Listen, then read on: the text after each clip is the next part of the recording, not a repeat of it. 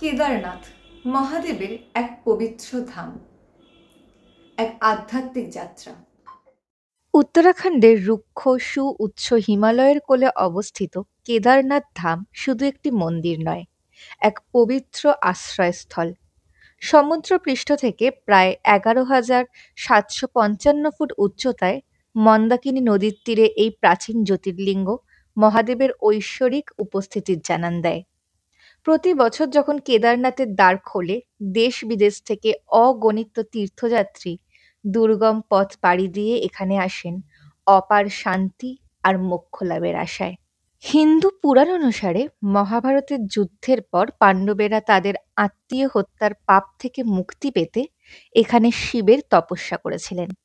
শিব তাদের দর্শন এড়াতে ষাঁড়ের রূপ ধারণ করেন, কিন্তু ভীম তাকে অনুসরণ করেন। অবশেষে শিব তাদের তপস্যায় সন্তুষ্ট হয়ে দর্শন দেন এবং তাদেরকে পাপ থেকে মুক্তি দেন। এটি এমন এক স্থান যেখানে হাজার হাজার বছর ধরে ঋষিমুনিরা তপস্যা করেছেন এবং আধ্যাত্মিক জ্ঞান অন্বেষণ করেছেন। কেদারনাথ কেবল একটি মন্দির নয়, এটি এক জীবন্ত ঐতিহ্য। এখানে অনুষ্ঠিত পূজা অর্চনা, আরতি এবং অন্যান্য ধর্মীয় অনুষ্ঠানগুলি ভক্তদের মধ্যে এক গভীর আধ্যাত্মিক সংযোগ তৈরি করে। এই তীর্থযাত্রা মানুষের মধ্যে ধর্ম, সহনশীলতা এবং ভক্তির সঞ্চার করে। সংক্ষেপে বলা যায়, কেদারনাথ হিমালয়ের কোলে অবস্থিত এক পবিত্র তীর্থভূমি, যা হাজার বছর ধরে তার আধ্যাত্মিক আকর্ষণ, অসাধারণ প্রাকৃতিক সৌন্দর্য এবং মানব স্থিতিস্থাপকতার উদাহরণ দিয়ে চলেছে। এটি কেবল একটি স্থান নয়, একটি বিশ্বাস, আশা এবং পুনরুত্থানের অনন্ত গল্প বলে।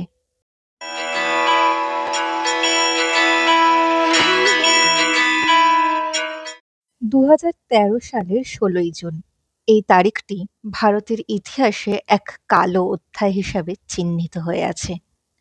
উত্তরাখণ্ডের হিমালয়ের কোলে অবস্থিত পবিত্র তীর্থস্থান কেদারনাথ সেদিন এক ভয়ঙ্কর প্রাকৃতিক তাণ্ডবের শিকার হয়েছিল। মেঘভাঙা বৃষ্টি, আকস্মিক বন্যা এবং ভূমিধস, প্রকৃতির এই সম্মিলিত রোষে নিমেষে লণ্ডভণ্ড হয়ে গেছিল এক চিরন্তন আধ্যাত্মিক কেন্দ্র। কিন্তু সেই ধ্বংসলীলার ছাই থেকে কিভাবে কেদারনাথ আবার জেগে উঠল এবং কিভাবে তার পথ চলা বদলে গেল, সেই গল্পটি আজ আপনাদের সামনে ভাগ করে নেব।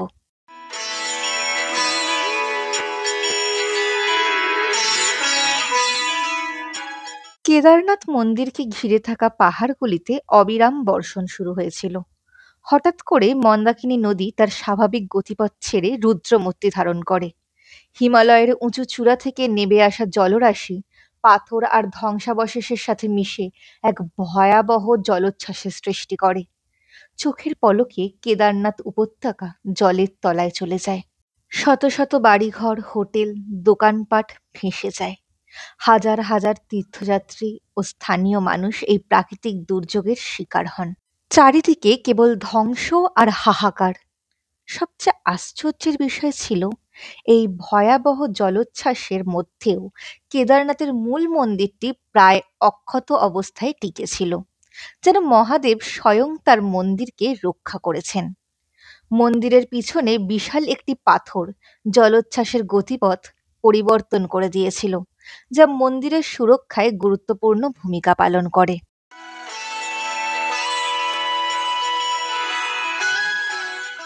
এই ভয়াবহ বিপর্যয়ের পর কেদারনাথকে আবার স্বাভাবিক জীবনে ফিরিয়ে আনাটা ছিল এক বিরাট চ্যালেঞ্জ।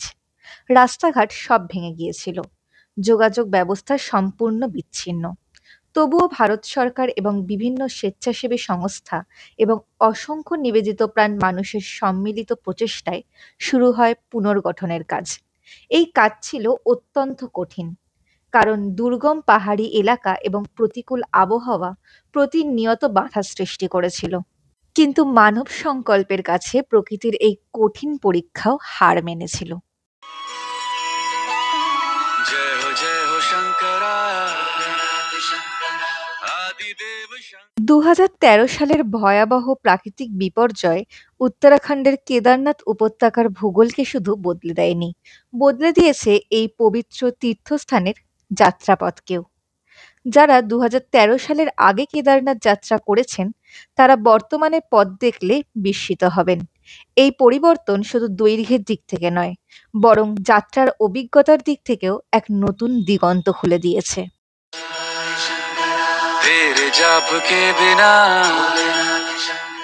2013 সালের বন্যার আগে কেদারনাথের যাত্রার মূল ট্রেকিং রুট শুরু হতো গৌরীকুণ্ড থেকে। সেখান থেকে প্রায় 14 কিলোমিটার পথ পায়ে হেঁটে বা ঘোড়া, ডুলি, পিট্টুর সাহায্যে কেদারনাথ মন্দিরে পৌঁছানো যেত। এই পথে জঙ্গলচটি, চিরবাসা, ভৈরব, রামওয়াড়া, গরুর চটি ইত্যাদি পরিচিত বিরতিস্থল ছিল। এই পাহাড়টি যথেষ্ট চ্যালেঞ্জিং হলেও অনেকেই এই দূরত্ব পাড়ি দিতে পারতেন।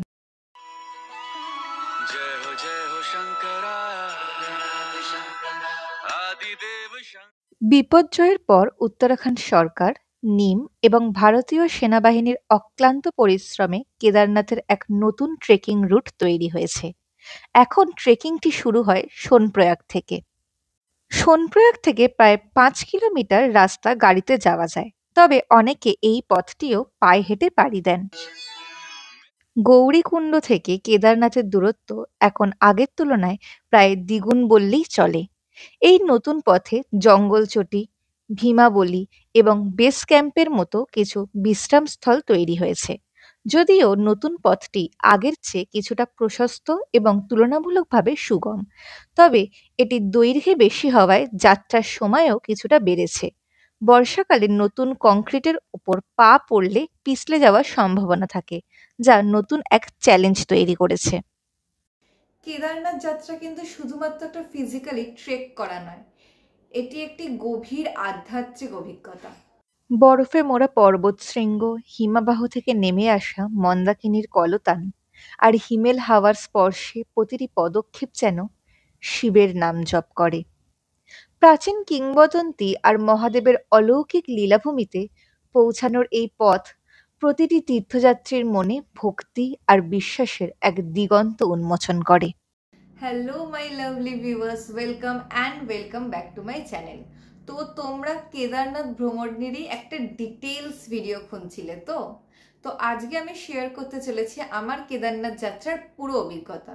এখানে তোমরা জানতে পারবে তোমরা কেদারনাথ কিভাবে পৌঁছাবে, কোথায় কোথায় থাকবে, কি কি খাবে এবং কেদারনাথ যাওয়ার পথে কোথায় কোথায় স্টে করতে পারো, সেখানে দেখার মতো কি কি জায়গা আছে। So, ready to dive in the divine beauty and spiritual vibe of Kedarnath. চলো শুরু করা যাক। হাওড়া এবং শিয়ালদা থেকে হরিদ্বার পর্যন্ত যাওয়ার যে ট্রেনগুলো আছে তার সময়সূচি এবং অন্যান্য বিবরণগুলো আমি সবার আগে দিয়ে দিচ্ছি। আপাসনা এক্সপ্রেস 12327 এই ট্রেনটি হাওড়া থেকে ছাড়ে দুপুর 1টায়, হরিদ্বারে পৌঁছায় 3:50 দুপুরবেলা। এই ট্রেনটা মঙ্গলবার এবং ফ্রাইডে করে চলে। কুম্ভ এক্সপ্রেস 12369 এই ট্রেনটি হাওড়া থেকে দুপুর 1টায় ছাড়ে, হরিদ্বারে পৌঁছায় সকাল 5:20-তে। শিয়ালদা হরিদ্বার জন স্পেশাল 03757 এই ট্রেনটি বিকেল 3টের সময় শিয়ালদা দিয়ে ছাড়ে আর হরিদ্বারে পৌঁছায় বিকেল 6:15-এ। ট্রেনে শিয়ালদা বা হাওড়া থেকে হরিদ্বার যেতে টাইম লাগে মোটামুটি 27 থেকে 28 ঘন্টা। যেদিন আমাদের ট্রেন ছিল সেদিনই আমাদের কলেজের আমাদের লাস্ট ইন্টারনাল এক্সামও ছিল। ইচ্ছে না করলেও উপায় নেই, কলেজ তো যেতেই হবে। তবে বারবার মনে হচ্ছিল যে কখন বিকেলটা হবে আর কখন বাড়ির থেকে হাওড়া যাওয়ার জন্য বেরাবো। মান্থ অফ মে, জানোই তো বন্ধুরা, কলকাতায় অসম্ভব গরম আর সূর্যি মামার তাপে মুখ ঝলসে যাওয়ার উপক্রম। তাই আমার এই সাজ আর কি।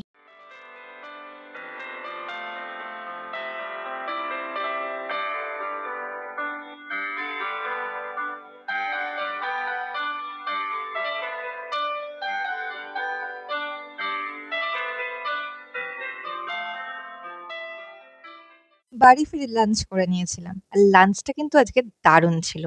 লাঞ্চে ছিল ভাত, ডাল, পাঁপড় ভাজা, স্যালাড আর সঙ্গে তেলকই। আর তেলকইটা মা যা বানিয়েছিল, আমার এখনো জিভে জল আসছে ভাবলে।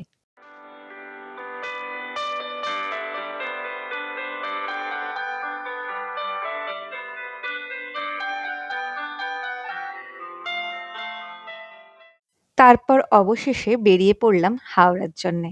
হাওড়া যাওয়ার জন্য আমাদের বাড়ি থেকে প্রথমে অটোয় করে বাগবাজার গেছিলাম। তারপর বাগবাজার থেকে একটি লঞ্চে করে হাওড়ায় যাই।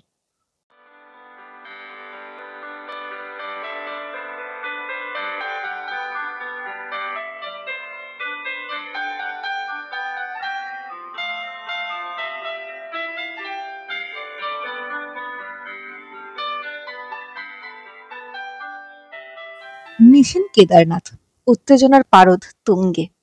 তবে লুকিয়ে ছিল এক চ্যালেঞ্জ।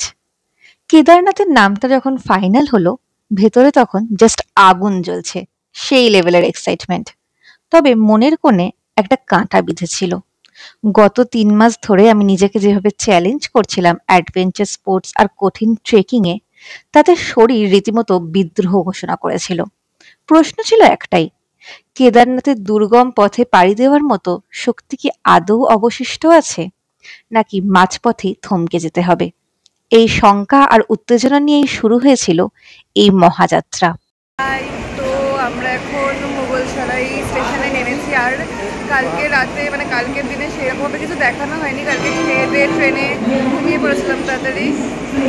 এখন আমরা এখানে নেমেছি, সবাই এখানে ব্রেকফাস্ট কিনবে, ঠিক আছে। এখানে ট্রেন এখন দাঁড়িয়ে আছে আর আমারও ট্রেনে বসে ভালো লাগলো, যেহেতু আজকে পুরো দিনটা এখানেই ট্রাভেল করতে হবে ট্রেনে।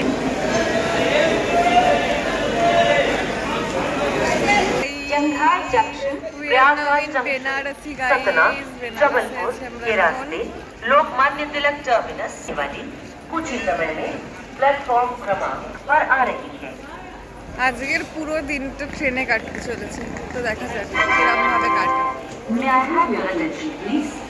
অ্যান্ড এই দিনকে আমার আবৃত্তির এক্সামও ছিল চণ্ডীগড় বোর্ডে 3rd ইয়ারের।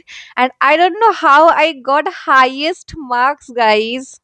কেদারনাথের রুক্ষ পার্বত্য ভূমির পথে পা রাখার আগে হরিদ্বারের শান্ত, পবিত্র আর প্রাণবন্ধ পরিবেশ আপনাকে এক অন্য রকমের অভিজ্ঞতা দেবে। হিমালয়ের কোলে গঙ্গার তীরে অবস্থিত এই তীর্থক্ষেত্র একদিনের বিরতির জন্য এক অসাধারণ গন্তব্য। একদিনে হরিদ্বার কিভাবে উপভোগ করবেন, কোথায় থাকবেন এবং কি খাবেন, তার একটা সম্পূর্ণ গাইড এখানে শেয়ার করছি। ট্রেন থেকে নেমে সবার প্রথমে তোমাদের কাজ হবে, তোমরা আগে একটা নাইট স্টে করার জন্য হোটেল বুক করে নেবে। আমি ডেসক্রিপশন বক্সে কিছু হোটেলের কন্ট্যাক্ট ডিটেলস দিয়ে দিলাম, তোমরা চাইলে চেক। এর 7টি পবিত্রতম স্থানের মধ্যে অন্যতম, যা এর আধ্যাত্মিক গুরুত্বকে তুলে ধরে।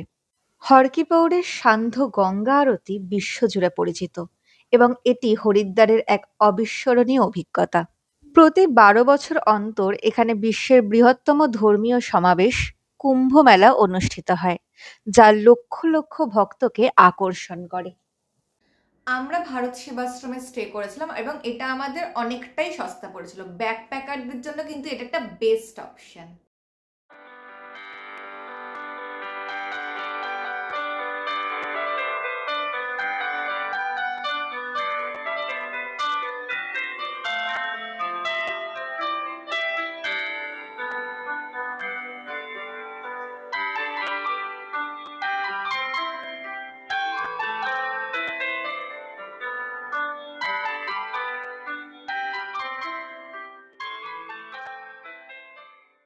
হরিদ্বার একটি সম্পূর্ণ নিরামিষ শহর। এখানকার খাবারের প্রধান বৈশিষ্ট্য হলো এর বিশুদ্ধতা এবং সরলতা। আমি তোমাদেরকে কিছু মাস্ট ট্রাই ফুড বলে দিচ্ছি, তোমরা কিন্তু হরিদ্বার গেলে এগুলো অতি অবশ্যই ট্রাই করবে। সকালের জলখাবারের জন্য আদর্শ পুরি ও ভাজি বা কচুরি ও সবজি। এখানকার বালুশাহী, প্যাড়া, জিলিপি আর রাবড়ি খুবই জনপ্রিয়। আর এখানকার একটা মাস্ট ট্রাই ড্রিঙ্ক হলো লাস্সি। ওর টেস্টটা এখনো আমার জিভে লেগে আছে। হরিদ্বারে এসে হর কি পৌড়িতে গঙ্গা স্নান না করলে আপনার যাত্রা যেন অসম্পূর্ণই থেকে যায়। এই ঘাট হরিদ্বারের প্রাণকেন্দ্র। কথিত আছে এখানে স্বয়ং শ্রী বিষ্ণুর পদচিহ্ন অঙ্কিত আছে, যা এই স্থানটিকে আরো পবিত্র করে তোলে। এই ঘাটে ডুব দিলে মন যেন স্নিগ্ধতায় ভরে ওঠে।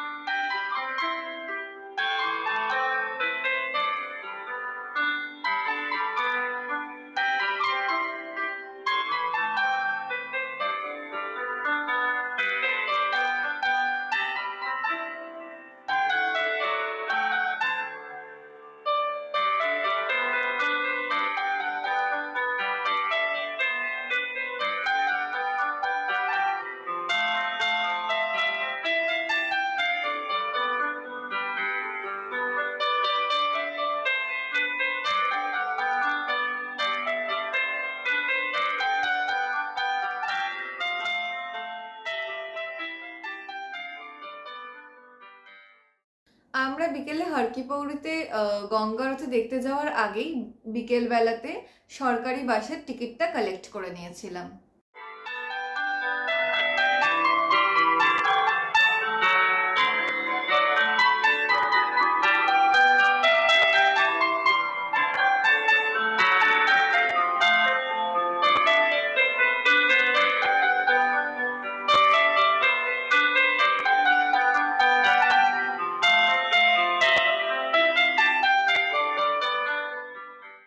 পরের দিন সকালে আমরা উঠে পড়েছিলাম হরিদ্বার থেকে সীতাপুর যাওয়ার উদ্দেশ্যে বাসে, এবং আমি আগেই বললাম যে সরকারি বাসের টিকিট কিন্তু আমি আগের দিনকেই কালেক্ট করে রেখে দিয়েছিলাম। যদিও হরিদ্বার থেকে সোনপ্রয়াগ বলেই বাস বা গাড়ি বুক করা হয়, কিন্তু গাড়ি কিন্তু সীতাপুরের আগে যায় না। সীতাপুর থেকে সোনপ্রয়াগ অবধি পায়ে হেঁটেই যেতে হবে আপনাদেরকে। আপনারা চাইলে সোনপ্রয়াগেও স্টে করতে পারেন। সোনপ্রয়াগেরও কিছু হোটেলের নাম্বার আমি ডিসক্রিপশন বক্সে দিয়ে দেবো, আপনারা চেক করে নেবেন, ওখানেই পেয়ে যাবেন। বাট আমরা স্টে করেছিলাম গৌরীকুণ্ডে। সোনপ্রয়াগ থেকে জনপ্রতি 50 টাকা করে দিয়ে আপনাদের গাড়ি ধরতে হবে, শেয়ার গাড়ি আছে সোনপ্রয়াগ থেকে গৌরীকুণ্ডের জন্য। আমরাও গৌরীকুণ্ডে গিয়েই স্টে করেছিলাম। গৌরীকুণ্ড উত্তরাখণ্ডের রুদ্রপ্রয়াগ জেলায় অবস্থিত একটি গুরুত্বপূর্ণ হিন্দু তীর্থস্থান। পৌরাণিক কাহিনী অনুসারে এখানে দেবী পার্বতী ভগবান শিবকে স্বামী রূপে পাওয়ার জন্য দীর্ঘকাল ধরে কঠোর তপস্যা করেছিলেন। তার তপস্যায় সন্তুষ্ট হয়ে শিব এখানে আবির্ভূত হন এবং পার্বতীকে বিবাহ করেন। অন্য এক কিংবদন্তি অনুসারে কথিত আছে এই স্থানে দেবী পার্বতী তার শরীরের ময়লা থেকে গণেশের মূর্তি তৈরি করেছিলেন এবং সেই মূর্তিতে প্রাণ প্রতিষ্ঠা করেছিলেন। পরে গণেশকে স্নানের স্থানে দ্বাররক্ষী হিসাবে নিযুক্ত করেন। যখন শিব সেখানে আসেন, গণেশ তাকে বাধা দেন।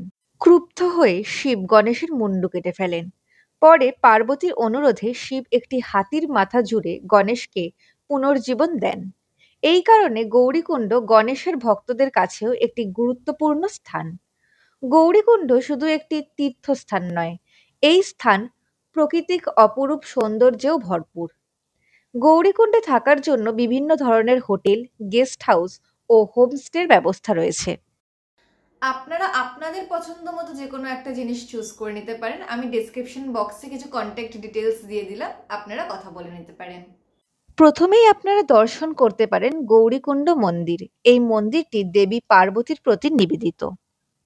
মন্দির দর্শনের পর আপনার গন্তব্য হতে পারে এখানকার বিখ্যাত গরম জলের কুণ্ড। এটি গৌরীকুণ্ডের এক অনন্য এবং প্রধান আকর্ষণ। হিমালয়ের কনকনে ঠান্ডার মধ্যে এই প্রাকৃতিক উষ্ণ প্রস্রবণের জল পরম আরামদায়ক। পৌরাণিক বিশ্বাস অনুযায়ী এই কুণ্ডের জলে স্নান করলে সমস্ত পাপ ধুয়ে যায়। বলা হয় এই জলে বিভিন্ন খনিজ পদার্থ থাকায় এটি নানান চর্মরোগ বা অন্যান্য শারীরিক সমস্যার নিরাময়েও সহায়ক। কেদারনাথের দীর্ঘ যাত্রার আগে বা পরে এই পবিত্র কুণ্ডে স্নান করলে তীর্থযাত্রার ক্লান্তি দূর হয় এবং সতেজতা ফিরে আসে। আর এই গৌরীকুণ্ড থেকেই শুরু হচ্ছে কেদারনাথের ট্রেক। তাই আমি এই কেদারনাথের ট্রেকের ব্যাপারে সমস্ত খুঁটিনাটি তথ্য থেকে শুরু করে সমস্ত ইনফরমেশন এর নেক্সট পার্টে শেয়ার করব। তো তোমরা এই নেক্সট পার্টটা পাওয়ার জন্য আমার চ্যানেলটাকে সাবস্ক্রাইব করে দাও আর পাশে থাকা বেল আইকনটাকে প্রেস করে দিও, যাতে আমার চ্যানেলে পোস্ট হওয়া যে কোনো ভিডিও তোমাদের আগে সবার আগে তোমাদের কাছে পৌঁছে যায় আর তোমরা এই নেক্সট পার্টটা খুব তাড়াতাড়ি পেতে চলেছো। আমার এই ভিডিওটি শেষ অবধি দেখার জন্য অনেক অনেক থ্যাংক ইউ। তোমাদের যদি ভিডিওটা ভালো লাগে এবং ইনফরমেটিভ লাগে তাহলে লাইক করো, শেয়ার করো বন্ধুদের সাথে আর কমেন্টে ওম নমঃ শিবায় কমেন্ট করো। আর তোমাদের এই ভিডিওটা কেমন লাগলো সেটা কমেন্ট সেকশনে জানিও। আমি খুব তাড়াতাড়ি ফিরে আসবো কেদারনাথের নেক্সট পার্টটাকে নিয়ে। ততক্ষণ stay safe, stay healthy. I love you all of you guys. Bye.